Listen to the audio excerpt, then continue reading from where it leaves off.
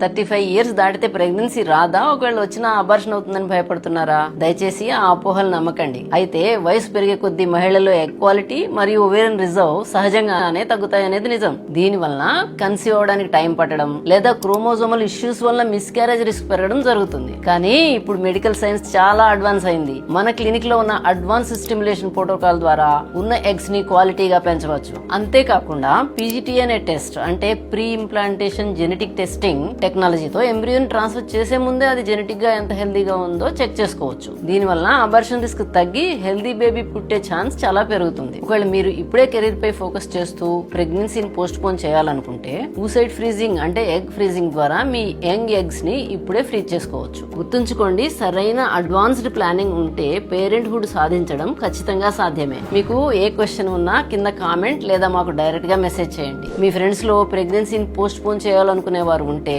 వాళ్ళకి ఈ వీడియో తప్పకుండా షేర్ చేయండి.